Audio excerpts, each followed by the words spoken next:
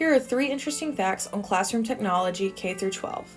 The first is a one-to-one computing. This is where students are provided a computer or a tablet for use in the classroom by the school. The second is a blended learning environment.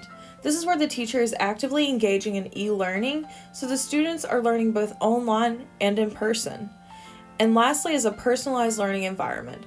This is where the student has a lesson or a lecture that is catered specifically to their learning capabilities and their learning styles. They will go through and have a learner profile that documents their strengths, weaknesses, and preferences.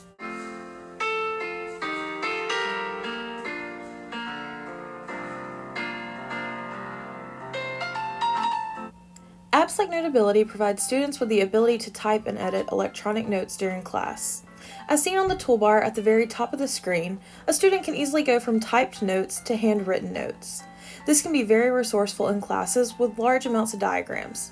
Notability also provides easy setup for students to sync their notes with a Google Drive account.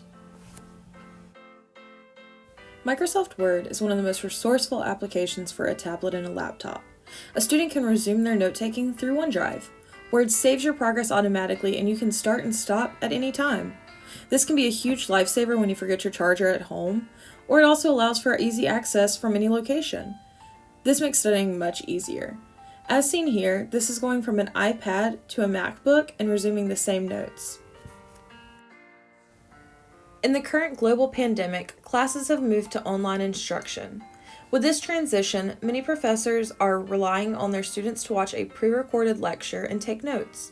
As seen in this clip, this student is actively participating during the class lecture. They are taking notes and are fully engaged in the professor's lecture.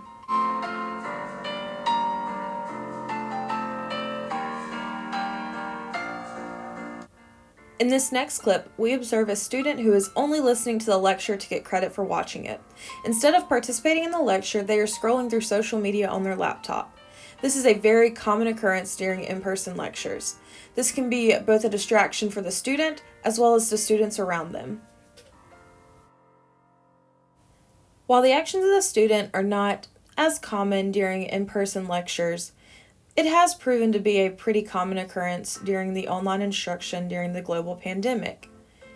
This student now has their phone out and is no longer paying any attention to any of the screens behind them in which they were attempting to take notes and attempting to watch the lecture being provided by the professor. If this wasn't an in-person instruction, they would be a distraction to both themselves as well as the students around them, especially if sound is involved.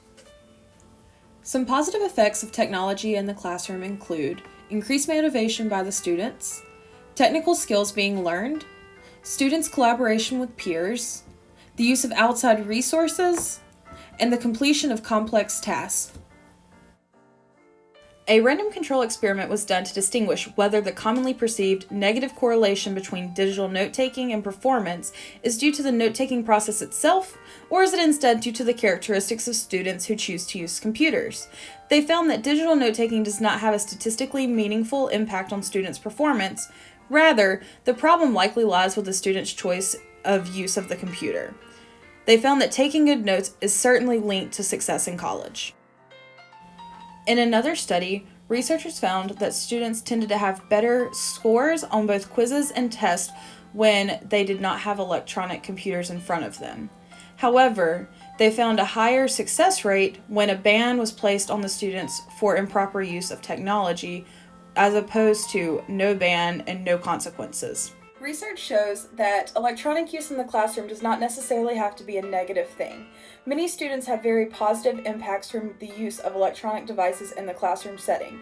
However, it is shown that when students use their electronic devices for negative things, such as social media, it can take a toll on the student's grades, as seen in quizzes and tests.